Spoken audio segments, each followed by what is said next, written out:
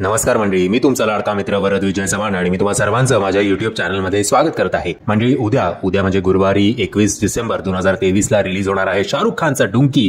तर 22 डिसेंबर 2023 ला रिलीज होणार आहे प्रभासचा सलार. आता या दोन्ही फिल्मचा क्लॅश म्हणजे फिल्म वॉर 1 असं म्हणायला काही हरकत नाही, कारण जेवढं ऑन कॅमेरा तुम्हाला या दोन्ही सिनेमांचे निर्माते हम साथ साथ आहे असं म्हणताना जरी दिसत असले तरी ऑफ कॅमेरा खूप सारं षडयंत्र, महाभारत किंवा हम आपके कौन सुरू आहे असं म्हणायला काही हरकत नाही.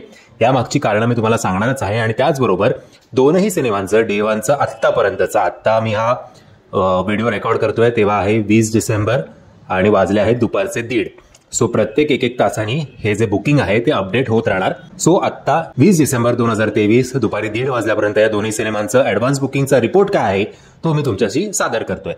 म्हणजे शाहरुख खानमुळे डुंकीला, आता डुंकी हा मुळात पॅन इंडियन लेवलवर हा सिनेमा नाहीये, हा साऊथमध्ये रिलीज होतोय विथ सबटायटल्स. याचं मेन जे कॉन्सन्ट्रेशन आहे ते आहे हिंदी भाषेवर. ओव्हरऑल इंडियामध्ये शाहरुख खान आणि राजकुमार हिरानी यांच्या कॉम्बिनेशनमुळे या सिनेमाला जवळजवळ मिळालेले आहेत 13,000 शोज. बरोबर ऐकलं तुम्ही, जवळजवळ 13,000 शोज या सिनेमाला मिळालेत आणि आत्ता 1:30 वाजेपर्यंत या सिनेमाचं कलेक्शन होतं जवळपास 11 कोटींच्या आसपास. सो असं म्हटलं जात आहे की उद्या फर्स्ट डेला करंट बुकिंगमध्ये हा सिनेमा आरामात 40 ते 50 कोटींचं कलेक्शन इंडियामध्ये करेल. हे इंडियाचं कलेक्शन आहे, वर्ल्ड वाईडचं नाही, कारण वर्ल्ड वाईडचं कलेक्शन सांगणारी ऑफिशियल अशी कुठलीही साईट नसते.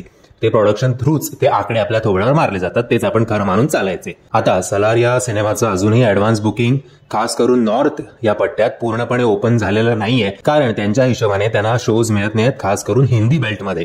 बट जेव्हा साऊथमध्ये या सिनेमाचं ऍडव्हान्स बुकिंग सुरू झालं, खास करून तेलुगू पट्ट्यामध्ये, तेव्हा एका तासात जवळजवळ 30,000 तिकीट्स याचे विकले गेले होते. ज्या क्षणी ऍडव्हान्स बुकिंग सुरू झालं त्या क्षणी. आणि एवढं की जसं वर्ल्ड कपच्या याला बुक माय शो क्रॅश होत होता, तसंच सलारचं जेव्हा ऍडव्हान्स बुकिंग ओपन झालं तेव्हा तिकडे बुक माय शो हे ऍप जे आहे ते क्रॅश झालं. आणि आत्ता तरी डायनोसॉर आपल्या बादशहापेक्षा पुढे आहे, कारण आत्ता तरी ऍडव्हान्स बुकिंगच्या रिपोर्टनुसार शोज याचे निम्मे आहेत, म्हणजे जवळजवळ 7,000 शोज सलारला मिळाले आहेत आणि मी मगाशी म्हटल्याप्रमाणे डुंकीला मिळालेले आहेत 13,000 शोज. तरी सुद्धा आत्तापर्यंत दुपारी 1:30 वाजेपर्यंतचा सलारचा ऍडव्हान्स बुकिंग झालेला आहे जवळजवळ 16 कोटींच्या आसपास. सो सलार आरामात कदाचित 70-80 कोटीची ओपनिंग घेईन सुद्धा. आणि आदिपुरुषचे एवढे निगेटिव्ह रिव्ह्यूज येऊन सुद्धा आदिपुरुषने पहिल्या 3 दिवसात आय थिंक 350 की 400 कोटींची कमाई केली होती, फक्त आणि फक्त प्रभासच्या स्टारडममुळे. हे आपण विसरता कामा नाहीये. आता पडद्यामागे घडणारी गोष्ट म्हणजे अशी की हे आता 2 निर्माते अडले आहेत. मल्टिप्लेक्समध्ये तरी असा इश्यू होत नाही, मल्टिप्लेक्समध्ये बरोबर शो टायमिंग्स डिवाइड केले जात आहेत.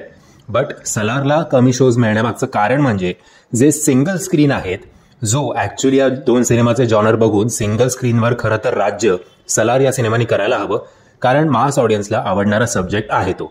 बट शाहरुख खान, राजकुमार हिरानी यांचं असं म्हणणं आहे की आम्ही आमची अनाउन्समेंट, रिलीज डेट पहिल्यांदा अनाऊन्स केली होती, सो आम्हाला सगळेच्या सगळे शोज हवेत.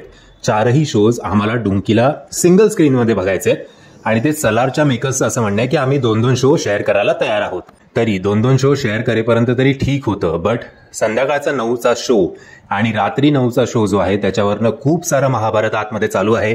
आणि एक्झिबिटर्स असतील, डिस्ट्रीब्युटर्स असतील, सिंगल स्क्रीनचे जे ओनर्स असतील, त्यांची आता डोके फोडायची वेळ आली आहे, कारण दोनही निर्माते हे जे 2 प्राईम टाइम आहेत 6 आणि 9 तिकडे बॅकफुटला जायला तयार नाहीयेत. सो आता काही काळात आपल्याला कळेलच की आता हा मार्ग कसा निघतोय ते, खास करून सिंगल स्क्रीनसाठी.